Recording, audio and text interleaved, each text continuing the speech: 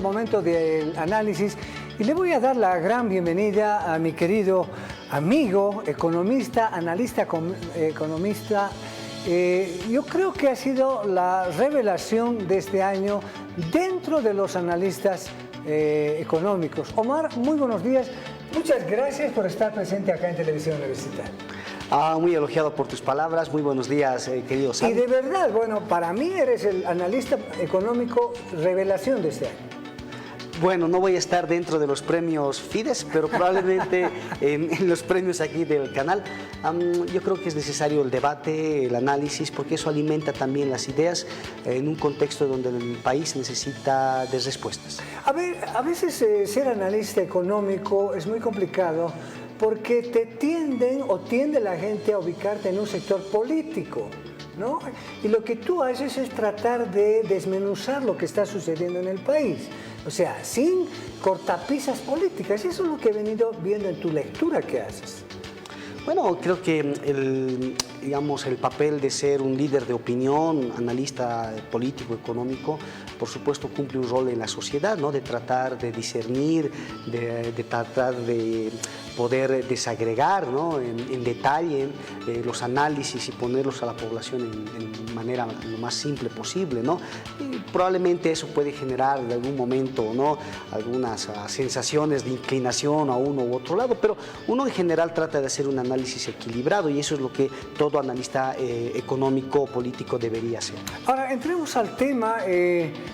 Omar, se habla de que Bolivia está viviendo o está entrando en un proceso de crisis. Es decir, antecedentes. El origen de la madre del cordero es fundamentalmente la caída de las reservas internacionales que se produjo en marzo de este año. El otro elemento, la escasez de dólares. El proceso inflacionario, el gobierno lo mantiene todavía, pero a expensas precisamente de la subvención a los alimentos y los hidrocarburos. Bueno, yo no diría que estamos en una situación de crisis hoy, en este 2023, porque en realidad lo que hay que ver es que el indicador, digamos, que refleja, ¿no? Cuando una economía está en crisis es cuando la actividad se contrae, es decir, dejamos de crecer, eso implica menor producción, hay despidos, caen los salarios y se genera un efecto bola de nieve. Eso no ha pasado en la economía, ¿no?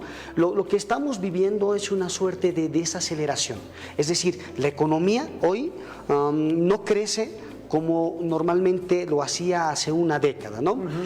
Por supuesto, el crecimiento de este año no es malo, vamos a crecer en torno al 2%, no es el crecimiento que el gobierno esperaba. Se había hablado de 4.9% de crecimiento. Exactamente, no vamos a estar dentro de las 3 primeras economías de la región, como el gobierno inicialmente había propuesto, pero tampoco vamos a estar en una situación de crisis o de recesión, ¿no? Entonces, es un crecimiento moderado, que hay que entenderlo como algo bueno, pero que podía haber sido mucho mejor. Muchos analistas económicos hablan de una inflación reprimida, una falsa inflación. Es decir, se ha emitido plata, se ha subvencionado y se ha detenido los procesos inflacionarios que aparentemente deberían estar más altos. Bueno, yo no comparto esta idea de la represión de la inflación, porque en realidad lo que hay que entender es que los precios los fija el mercado, y en el mercado existe oferta y demanda, y en la medida de que, por supuesto, hay un exceso de demanda en algunos bienes, comienzan a subir los precios. Eso es natural, es parte del fuego entre oferta y demanda. Hay una pequeña proporción de bienes dentro de toda esta canasta de bienes de los consumidores que efectivamente están regulados, pero estamos hablando de, digamos, un puñado de bienes. No se podría interpretar como una represión, una inflación reprimida al hecho de tener controlado algunos bienes. Pero algo más importante, lo que este año en realidad hemos tenido ha sido la formación de 2 mercados negros. Un mercado negro vinculado al dólar y un mercado negro vinculado a los hidrocarburos, no a los combustibles. Los mercados negros son mercados no regulados por el Estado. Mercado paralelo estamos hablando. Es un mercado informal, un mercado mercado paralelo, tiene distintos nombres, y que surge cuando un bien comienza a escasear y al no haber la oferta suficiente de estos bienes, la demanda comienza a generar un aumento del precio, ¿no? De esa forma, lo que hemos visto en el caso del dólar es una separación entre el precio del dólar cotizado por el Estado, el tipo de cambio oficial, respecto al paralelo, ¿no? Que ha comenzado a separarse. Lo mismo está ocurriendo de menor intensidad en el caso de los combustibles, donde algunas personas están comenzando a acumular este combustible y venderlo al menudeo, y eso está generando un precio paralelo. Ahora, tú has hablado de una bonanza que hemos vivido los últimos 15 años, digamos, donde se ha generado bastante dinero, es decir, teníamos, Álvaro García Linera hablaba de la gran época dorada de Bolivia, que se ha convertido en una falacia, porque se ha convertido en una propuesta política neta. Las reservas internacionales, el 2014, estaban en 15.000 millones de dólares. Ahora no sabemos cuánto. Hace 5 meses atrás se hablaba de 2.000 millones de dólares que había en las reservas. Esas reservas están distribuidas en el gasto público. Se habla de la burocracia, se habla de mantener la subvención de los hidrocarburos. ¿Esto es posible mantener todavía, Omar? Bueno, efectivamente hemos vivido un periodo de auge económico en la década anterior, explicado principalmente por la capacidad que tenía el sector público de generar excedente económico, capturar rentas, y esas rentas transformadas en divisas generaban una acumulación importante de reservas internacionales. Esto, como tú ya lo has explicado, comienza a declinar desde el año 2015 hacia adelante. Y la razón principal es que el Estado ha perdido esa capacidad de generación de excedente económico, ¿no? Si uno ve, por ejemplo, las exportaciones, hacia el año 2014-15, el Estado participaba del 50% de las exportaciones. Con hidrocarburos. Principalmente hidrocarburos, había minería. La estrategia era ir diversificando eso, que hay que reconocer, se ha demorado mucho el proceso de industrialización. Pero hoy no ha habido inversión en exploración, eso lo ha sincerado el gobierno. Exactamente, y eso sumado al hecho de que la industrialización es un proceso altamente intensivo en consumo de divisas, porque esto implica la importación de bienes de capital que no los producimos en el país, ha provocado en los últimos años un desbalance a nivel del sector público en términos de comercio. Es decir, el sector público hoy está importando más bienes de los que exporta, y particularmente lo que está importando son combustibles, como tú mencionas, para sostener las importaciones y el abastecimiento de combustibles. ¿Cuán sostenible es esto? El año que termina estamos teniendo al mes de octubre hemos comprado más o menos 2.400 millones de dólares, ¿no? Más o menos la mitad de esto es atribuible solamente a la subvención, o sea, son más de 1.200 millones que el país ha destinado a la subvención. Claro. Esto es sostenible en la medida que el Estado pueda garantizar fuentes de financiamiento abundantes que se requiere. Hoy necesitamos endeudarnos. Es la forma como podemos sortear este bache que la economía está atravesando, de manera de que ya pensando en el año 2025-26, cuando ya las plantas de biodiesel comiencen a funcionar, probablemente ya el peso de la subvención sea mucho más manejable para el gobierno. Ahora, tenemos colchón para prestarnos, es decir, Bolivia a nivel internacional tiene, digamos, apertura a los créditos, pero sin embargo las calificadoras internacionales, Bloomberg, otras calificadoras, indican que poner incluso esto en el presupuesto general del Estado, el Estado quiere nuevamente poner bonos a la venta, y esto en una anterior experiencia no ha tenido resultado. La crítica de las calificadoras económicas hace de que Bolivia no sea muy atractiva para la inversión.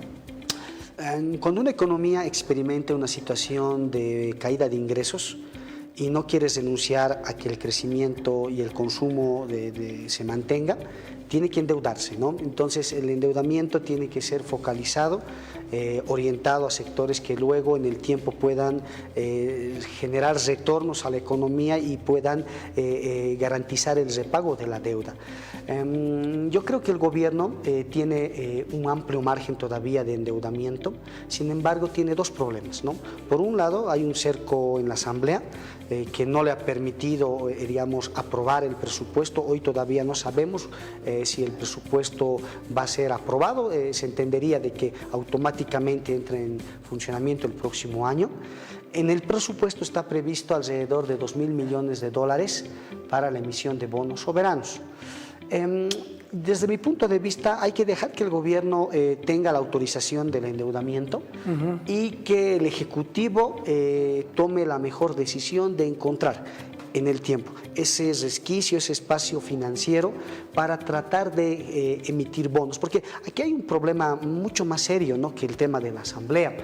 El mercado internacional hoy está disminuyendo la liquidez, es decir, que ya no hay mucho apetito de los inversionistas internacionales por querer comprar China deuda. ha reducido grandemente sus inversiones, ¿no? Claro, y eso lo que implica es que la capacidad de financiamiento externo es más reducido.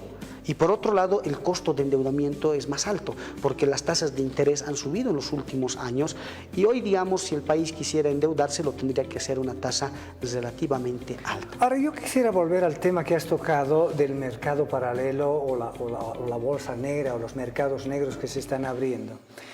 Es muy difícil para una economía cuando hay escasez de dólar, tú mismo lo has dicho, la gente a veces necesita dólar y de alguna manera se abre un mercado paralelo ipso facto, ¿no es cierto? Es decir, de facto en este caso. Es decir, no está aprobado, pero de alguna manera al gobierno, si mira a un lado, está bien, digamos, que vaya subiendo mientras el dólar fijo esté en un monto especial. Lo que ha pasado en la Argentina. Es decir, había un dólar blue, un dólar paralelo que subía y el dólar oficial quedaba estático. ¿Qué hacía la gente? Se iba al mercado negro. Bueno, el desdoblamiento entre el tipo de cambio oficial y el paralelo surge ante la eventual falta de dólares en términos no absolutos, es decir, que no es que no hay dólares en la economía, sino que... Pero hay devaluación. Hay menos dólares de lo que había antes. Y del otro lado se ha generado una suerte de pánico, ¿no?, de suerte de nerviosismo en la población, que ha hecho que varios agentes económicos comiencen a demandar más dólares de lo usual. Eso ha generado una caída de reservas de al menos 500 millones de dólares este año. Y eso provoca que se genere una brecha, ¿no?, entre el tipo de cambio oficial y el de venta, entre el tipo de cambio informal y el oficial. Ahora, esta brecha es todavía manejable, yo creo, porque el tipo ha estado fluctuando entre 7.40, 7.50 en el paralelo, hoy está en 7.70, ha subido un poco más. Eso representa una devaluación de más o menos el 10%. Pero que todavía... ¿Devaluación del 10%? En términos... ¿Y esto en cuánto tiempo? Ya es un año. En más o menos casi un año desde que ha comenzado a generarse esta perturbación. Si llegamos al 20% ya es alarma roja, ¿no es cierto? Y yo no creo que sea, digamos, una situación inmanejable, siempre y cuando, reitero, el gobierno logre durante el 2024 financiarse de manera abundante, que es lo que hoy necesita la economía, dar señales de tranquilidad a la gente, de que el tipo de cambio se va a mantener estable, y la forma de hacerlo es generando un proceso de endeudamiento externo bastante agresivo. Eso podría dar una señal positiva a la economía. Pero esa demanda de financiamiento externo aparentemente tendría que ir a inversión pública. Es decir, fortalecer las empresas del Estado, pero que en el último tiempo son deficitarias. Bueno, hoy el Estado tiene tres prioridades en términos de lo que es los recursos de financiamiento externo. Por un lado, tiene que garantizar el normal cumplimiento de los pagos de deuda externa, que lo ha venido haciendo de manera recurrente, a pesar que las calificadoras que tú mencionabas decían que no, que el Estado en algún momento iba a dejar de cumplir con sus obligaciones financieras. Eso no ha pasado. Pero para mantener esos compromisos con otros países es necesario, reitero, que se pueda financiar hoy para hacer esta renovación de deuda. La segunda fuente de divisas está vinculado a la importación de combustibles, ¿no?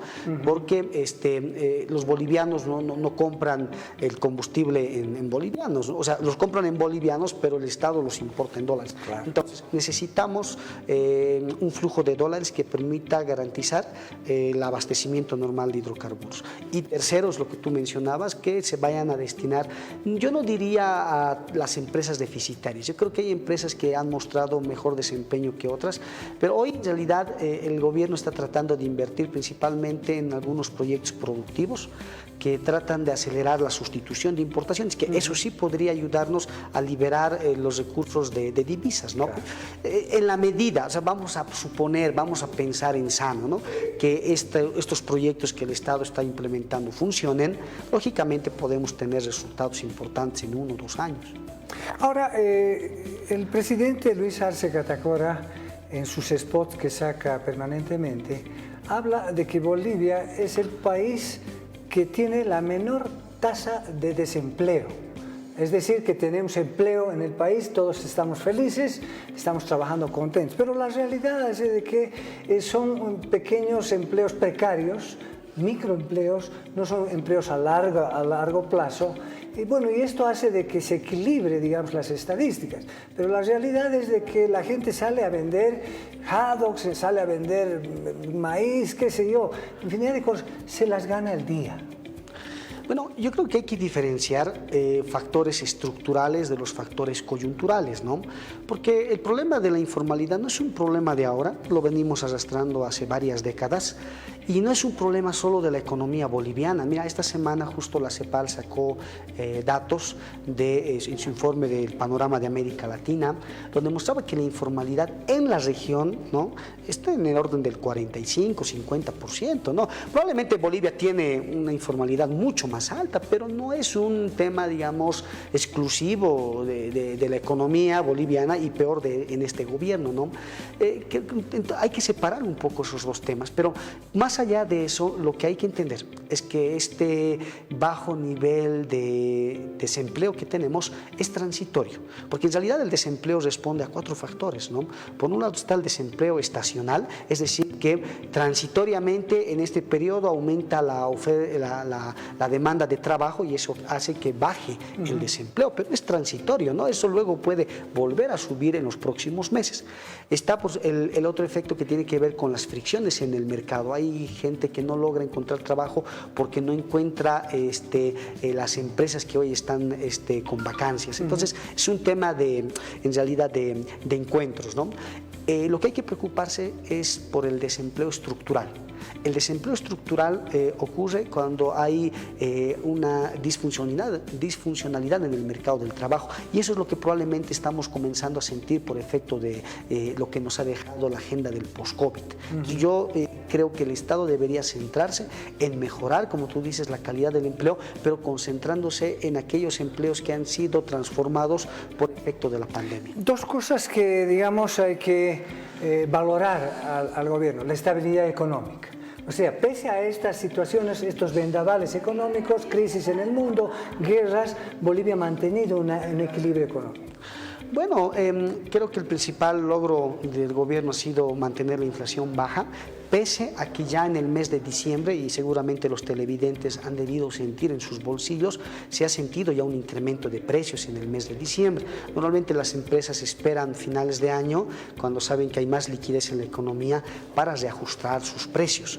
Ahora bien, lo que sí hay que tomar en cuenta es la evolución de la inflación, principalmente en el 2024, porque por un lado lo que hay que ver es que hemos tenido un año agrícola que podría complicar la oferta de bienes, ¿no? Porque las sequías han retrasado la siembra normal que había de alimentos en Santa Cruz, y por otro lado también está afectando, ¿no?, la menor disponibilidad de diésel, ¿no? Claro. En ese sentido podríamos tener un shock de oferta de alimentos negativo en 2024, y si a eso le sumamos la inflación importada que viene por Argentina, por este contexto de ajuste tarifario que se está realizando, las apreciaciones de las monedas vecinas, o sea, podría generar un contexto de mayores presiones inflacionarias si el gobierno no toma en cuenta estos elementos. Ya para concluir, Omar, te agradezco mucho por estar en Televisión Universitaria. ¿Qué tiene que hacer la gente?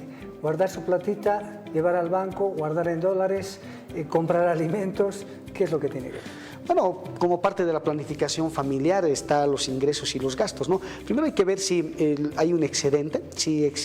La regla general te dice que primero tienes que pagar los gastos inflexibles, es decir, gastos que durante el año se van a mantener y es mejor adelantarse en pagos. Si hay un pequeño excedente hay que ahorrarlo. Yo recomendaría en el muy corto plazo, hay tasas de interés importantes en el sistema financiero, pero también el Banco Central está con el bono navideño ofreciendo 7-8% de tasas. Y si alguien, digamos, quisiera invertir en otra moneda, no solamente está el dólar, ¿no? Porque a veces le hemos tenido como que un amor demasiado al dólar, pero hay otras monedas que en el tiempo han mostrado mayor estabilidad, como el peso, como el sol peruano. En ese sentido, habría que pensar un poco en diversificar las fuentes de inversiones, y no está descartado el hecho de comprarse un bien inmueble, que es un activo que en el tiempo siempre gana valor. Omar, como siempre, muchísimas gracias. Gracias por tu presencia, la presencia de Omar Velasco, un importante para mí, uno de los más destacados analistas económicos. Muchísimas gracias, Omar. Querido Sandro, el gusto ha sido mío.